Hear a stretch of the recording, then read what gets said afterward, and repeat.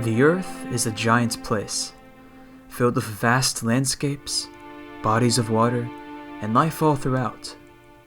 Wouldn't it be a nice place to inhabit? Embrace the feeling of nature all around you? And then conquer it! Here I sit on the throne of the fallen kingdom, ruling over the entire earth with my commanders and my army! But that's getting a little too far ahead. You might be wondering, how did we get here? What is this place? Well, that's the story I'm about to tell you. The story of forming a nation, allying, betrayal, war, and love. Okay, maybe not that last one. This takes place on a server known as Zeus Earth. About 2 months ago, my friend Jabrabbit found this random server claiming to have a 1-to-1 scale recreation of the entire Earth in Minecraft. Well, turns out it's actually 1 to 1,000, but if it actually were 1-to-1 scale, it would be impossible for us to explore the whole place. It's basically using the same map as SMP Earth, a Minecraft series in a multiplayer survival world where a bunch of YouTubers and streamers gathered together and took over certain parts of the Earth. The experience on Zeus Earth was very similar to this, having the plugins to almost match that experience, but now anyone could have it. I also want to point out, this server did kind of close down about a month ago, but hopefully you still enjoy it. This is definitely a piece of history in Minecraft servers. Anyway, back to the story.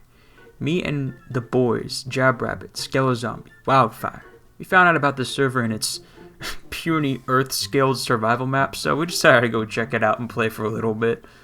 I mean, surprisingly, it actually was quite big, much more than we thought it was going to be, so we decided to go find an area of land we could claim that wasn't too out in the open. If you've seen any SMP Earth videos, you've probably heard of Technoblade's attempt at conquering the world, where he claimed over every piece of land, besides the North and South Poles, mainly just as a flex and just for fun, but it was still quite insane. Now, we didn't have access to some sort of glitch where we could claim the whole world, per se, but that first day we joined the server, we declared that somehow, in some way, we were going to conquer Zeus Earth. As long as, we weren't griefing or ruining people's lives. We were just doing this for the memes, just for fun. I don't know. So the first thing we needed was a base, or a headquarters, for us to keep all of our loot. Of course, there was only one place we could do this. Now, there are lots of countries that we could have gone to. Powerful ones like Russia. We could establish communism. We could go to Japan and become anime beings. I don't know. We could go to America and be free. Or, there are only so few powerful beings as these. Dr. Phil. Phil Swift. Philza from Minecraft. What do they all have in common? That's right, the word Phil. And there's only one place that exists that has Phil in it. The Philippines. Okay, that's actually the main reason we chose it. I'm sorry, it's just this inside joke meme we have. No hate to anyone who lives in the Philippines at all, it's just this weird inside joke we found funny. I mean, this is the most secure place ever! Although, it did actually prove to be useful, since it was far away from other nations, but more on that later. So we created our base in the underground, underneath a giant mountain so that we could have lots of room to make our base. We started out with a simple jungle-themed base, where we got some simple gear, played your typical starting game to get iron, yada yada yada. However, this was the kind of server that in order to really start getting loot, you were either going to need to explore, get items from other people in the nations, or steal. You see, this server does have the ability to claim land, but there are some special rules to keep things interesting. There is a rule that players are allowed to bait, scam, inside, war, and kill anyone that you like as long as you aren't griefing. So it's essentially factions without the annoying griefing side to it. If we wanted to start really getting some items to eventually come out on top, we needed to look for inactive places we could raid. The first place we raided was actually very interesting because at the time no one really knew it was raidable. The city of Atlantis was a place built by the admins, which was probably going to be some sort of sports arena but was kind of abandoned. Now every space was claimed, so we just thought it was someone else's cool town they were trying to build but left it. Since the admins built it, well, let's just say there was a ton of OP loot, from diamond blocks and gold blocks to admin enchanted armor and tools. However, the admins found out about our raid as we were hiding the items in our chests. So did Flashy Pig have any job or just you? I saw he opened the chest too. I think it's just me, but I don't know. Well, nope, I just looked in his inner chest and it was full of it all. Not anymore. Oh, whoops. Would you look at that? Oh, I didn't mean to do that whatsoever. So they began taking back the items from us, but they were pretty cool about it, since it's okay to do that through the rules, so we didn't really get in trouble or anything. We didn't even know we were doing anything wrong. Well, we also kind of kept a few of them in a secret chest. But don't worry, we eventually felt bad about it, and we just disenchanted the items so we could re-enchant them later. They weren't really that OP to begin with, but it was a funny way to flex, I guess. The next thing we found was what we like to call Zeus's house. Before I get into that, Zeus is the nickname of the owner of this server, which makes sense, Zeus Earth. Probably to make it seem like he's the Greek god over this Minecraft server or something like that. But anyway, we found this nice looking house in the middle of nowhere, so we assumed it was for the admins to have meetings or something like that. But if we were going to conquer the world, we needed access to every building across the earth, obviously. Also, we just thought it'd be funny to get inside. At first we tried using ender pearls, but Wildfire was able to use coarse fruit to randomly teleport inside. There wasn't much to do in there, but it was nice to know we could use it as a meeting place in the future. As we were journeying out and finding places to raid, our base was also growing. We had a nice little underground farm to get us some supplies, including money. This was an important thing to maintain as we grew in power, so we needed to start finding ways to farm more money. They say money doesn't grow on trees, but pumpkins do. Wait, pumpkins don't grow on trees. By farming things like pumpkins, sugarcane, cocoa beans, and melons, we started earning quick cash, even if it wasn't that much at the time. Pumpkins were especially good to farm, since they sold for $50 each. Another good way of getting money was by using mob spawners, blaze spawners being the best for profit. We continued to raid more and more places that seemed to be claimed at the time. We found a huge place in Washington, D.C., but it was pretty much already raided, and the more places we raided, the less loot we seemed to be finding. There was even one time where me and Wildfire found a random woodland mansion in South America, but even then it just had a few spare bookshelves for us to get. But it was on this journey that me and him started talking about future plans. We found some random wolves as we were traveling, and had an idea. I just realized, what if we had like an army of dogs against, when we're in PvP? It's like 20 dogs, and then whenever someone attacks us, we just bring them out. Imagine we started a war and we only used dogs. Perhaps in the future, we could use an army of dogs. Meanwhile, Jabrabbit and Skull Zombie were also scouting other nations at the same time, smuggling a couple of villagers with them. At first, we just wanted some villagers to get some decent weapons and gear, but we didn't realize how much more useful they would be later on. As we continued raiding places, there were barely any more resources to gather.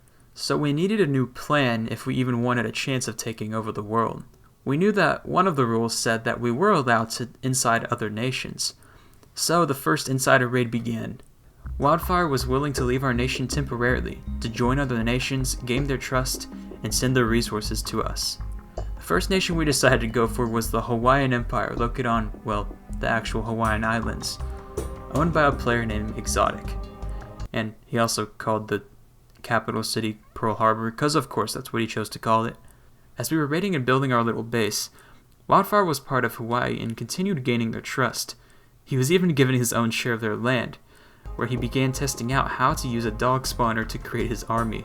It was also at this time that we had gained our first $1 million, not just from farming, but also from selling loot we got from our raids. We were also beginning to have plentiful amounts of resources, from enchanted books to different ores to sets of diamond tools and armor. We were beginning to get more mob spawners, and our chests were really filling up. Oh, and did I mention, there's also planes. Wildfire now had the trust of the Hawaiian Empire, but it was clear that he didn't need to stay in there for too much longer. One day when no one from that nation was online, Wildfire began to loot the entirety of their shared amount of loot. We figured this would be fine since it's allowed through the server rules and we weren't taking anything super valuable from them. It would instead just be something to start tearing our competing nations apart from the inside. After all the loot was sent to us, one of the members got on and realized all the stuff was gone. LATF? Yeah? It was wild. How? Wait, what? LATF, I can access those chests though, but I still didn't take it. I know Wildfire 48, I trust you. As Zeus kept saying it was Wildfire due to what he could see as an admin, Wildfire had to start telling the truth. Okay, so I took some items, but definitely not all of them. But it says he took all. Okay, well, to be honest, I did take it. All of it. And you know what? That's allowed. So Wildfire may not have said all this in the best way possible, but I mean, it was going to come out eventually. Wildfire, that was a mistake. Why? Good thing you didn't get anything good. Yeah, I was just trying to get some items for the base. Nah, you're done. Oh no, he's killing me. What'd you think was gonna happen? Wildfire, when Exotic gets back, you're dead. We're declaring war. Even though things were starting to look bad for Wildfire at the time, it was actually good that only he took the blame. Wildfire is the only one. It says he took the stuff.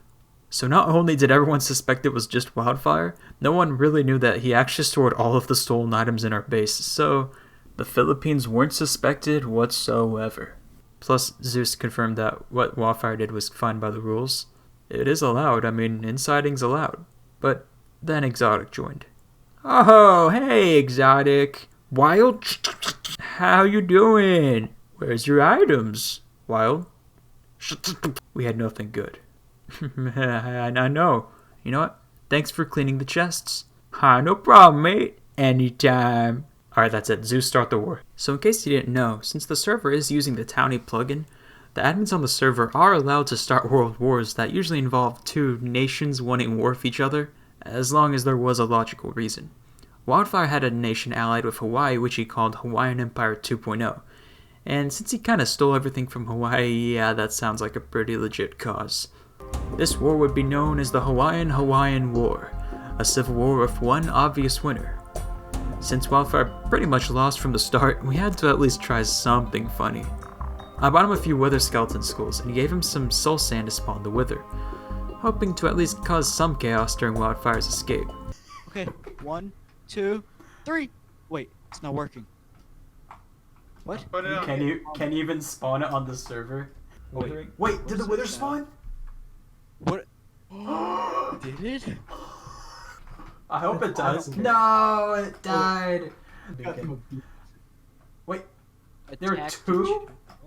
So apparently the wither didn't spawn in Wildfire's base due to something he had set in his permissions. But Exotic going over his claim land somehow spawned two withers and they killed each other?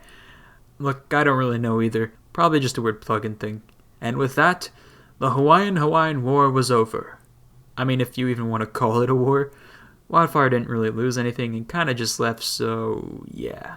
It may have all happened very quickly, but we did learn that we could use this strategy to our advantage. This was just the beginning to how much more powerful we would become. But how would we do that? Would this inciting strategy work for too much longer? Or would something else need to be done for us to get more powerful? Well, if you like, comment, subscribe, enter 50 different gift card giveaways, do a backflip, win the lottery, give me your credit card information, become the CEO of gaming. Or if you just watch the next episode when it comes out, then I guess you'll just find out. So stay tuned.